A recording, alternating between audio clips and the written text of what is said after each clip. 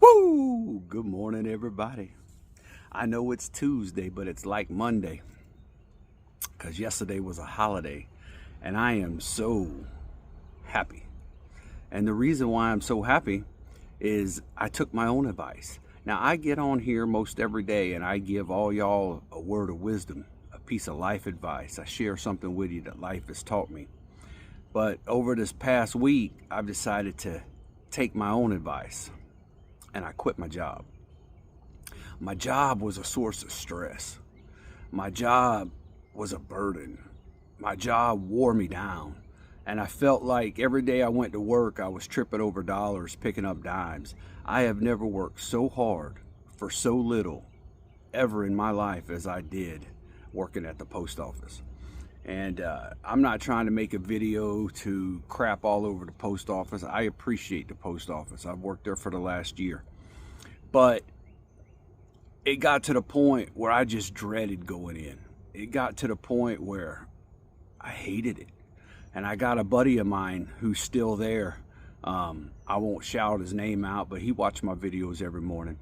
And me and him would just complain to each other every morning about the supervisor or the workload or the way they treated us new people or whatever. And just every morning we were complaining about it. And finally one morning I just said, man, I'm going to stop complaining about this. I'm going to do something about it. I don't like working here. I don't like working for the people I'm working for. I don't like the job I do. And I was getting up every morning to go somewhere I didn't want to go, to do something I didn't want to do, and do it for somebody who didn't appreciate me and I didn't want to do it for. And whenever you're in that type of situation, you're just working to your own demise, and as soon as I decided that was it, I ain't going in no more, the burden left me. I felt free, and I've regained my swagger. I've regained my happiness and my joy. And y'all may ask, well, Mark, what you gonna do now? Well, I'm still self-employed. I have a LLC, Florida Junk Removal and Hauling. I do junk removal and flatbed trucking, a lowboy trucking. So I'm not without options. I also build websites and I do marketing. Most of y'all don't know, but I'm an SEO specialist and I'm an author. I've written 9 books. The first book I wrote was 3 Ways to Reach the Top of Google. It's an SEO book for small business owners. It's on Amazon, but it's also on my own website. I'll drop a link. I'll give it to you. After I wrote that book about Google, I wrote a book about how to make more money in the restaurants called Stacking Cash. How to make more money as a server. I grew up working in restaurants. My mom's side of the family all owned restaurants, and so I've got those skills as well. And I've never did bad on my own. Never. I started my first business, metal recycling and salvage, back in 2007. It was in the recession, the housing crisis. Everybody was losing their jobs everywhere, and I started picking up metal on the side of the road, taking it to the scrapyard. And I didn't know anything about the industry at that time. And it wasn't long, I hooked up with a guy named Mark who had dumpsters. And I would put out his dumpsters and people would think they were my dumpsters because across the side of them they said Mark's Dumpsters. So I graduated from that to transport, where I was trucking. Now, I didn't own trucks, I didn't own dumpsters, I didn't own any of that, but I was networked. I knew people that did, and I was really good at selling other people's services. So I just started doing that for myself. And I think the last year I was in business, I claimed 300 grand or right there at it, and in cash. So in actuality, it may have been more than that. But I got real good at marketing because I learned to market because I was trying to market my own business. That's how I got into building websites and doing social media and doing all that kind of stuff. But I've learned in life the most valuable thing you can own is your time.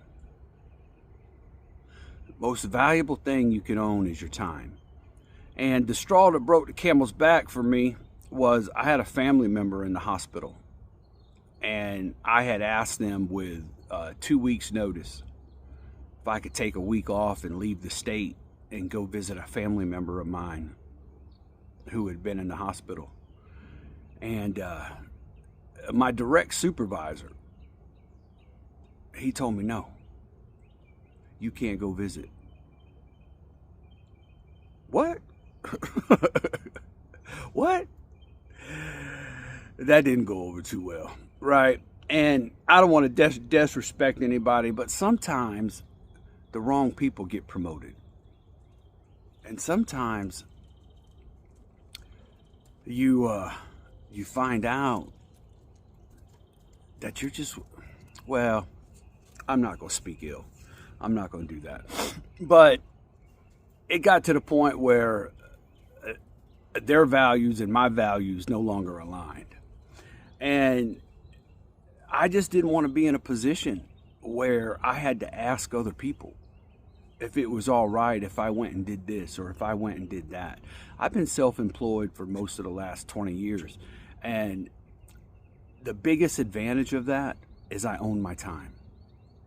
If my kids have an event, I don't have to ask somebody if I can go. If I want to take my kids out of town for something, I don't have to ask somebody if I can go. If there's a sickness or if there's somewhere I need to be or want to be, I don't have to ask somebody if I can go. So that was a pretty big adjustment when I started punching a clock, knowing that a full time, man, we got these birds up here just chirping and arguing and carrying on. But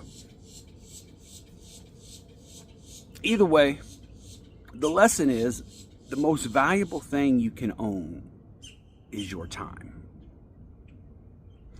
And not everybody's in the position to walk away from their job. I understand that. But I'm thankful that I am in that position. I got choices. I got options. And now I'm back 100% on my own. I'll rise and fall on my own merits, on my own effort. But I usually do okay in that situation. So what I did is this weekend I sat down and I made out a list of things I could do to grow my business. And I prioritized where I wanted it to grow at. And one of the things that I wanted to do is I wanted to grow my trucking business, or the trucking division of my business. And the reason for that is I don't have to do it. I get a load that needs to be hauled, and then I contact somebody with a truck and a trailer, appropriate equipment. I get a quote from them, and then I mark it up a little bit, and then I give the quote, and I just work the middle. And I can do that from the house. I can do that from my office. I can do that on my day off.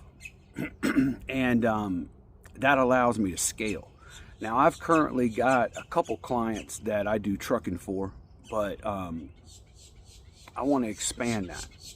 So I sat down and I went to my website and I optimized my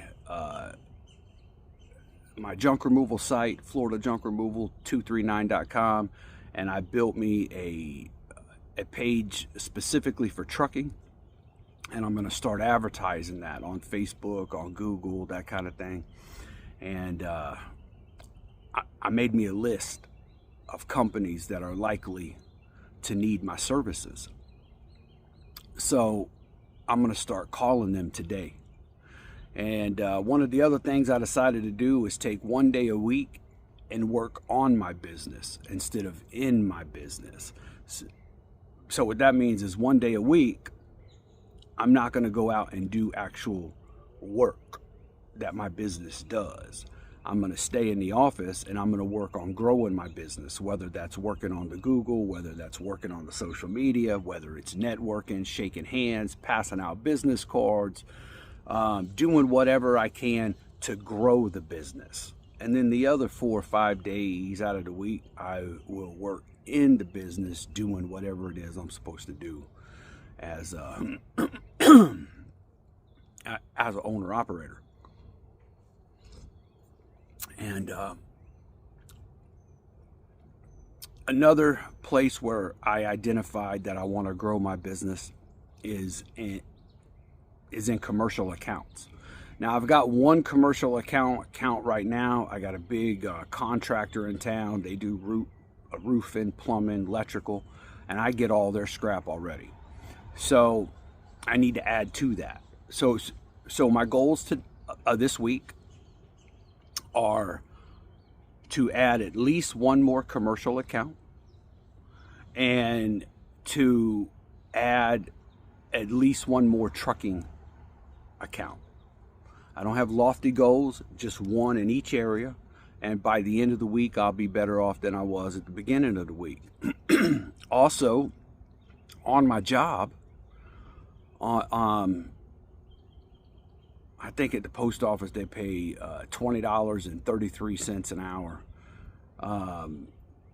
I think an 8-hour day is somewhere about $165. Of course, they're going to cut that up with taxes and all that kind of stuff. So that 165 actually breaks down to about a 120 a day.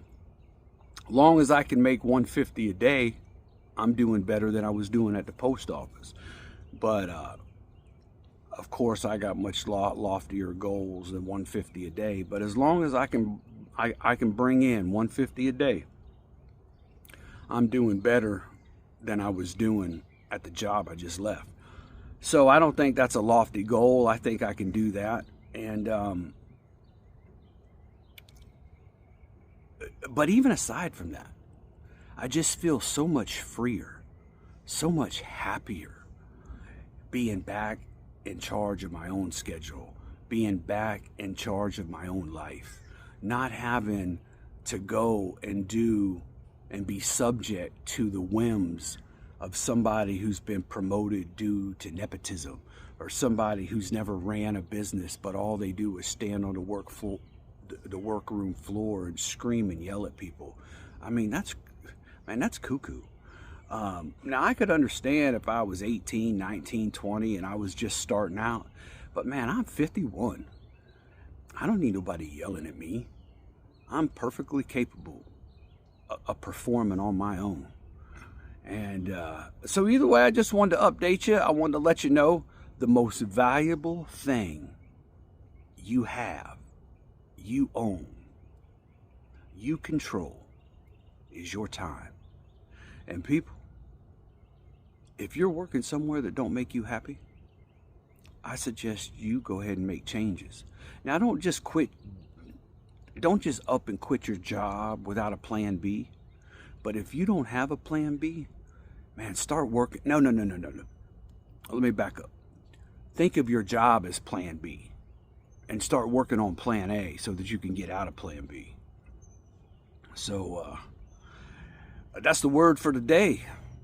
Y'all wish me luck in the comments, and y'all have a great day. Think about it.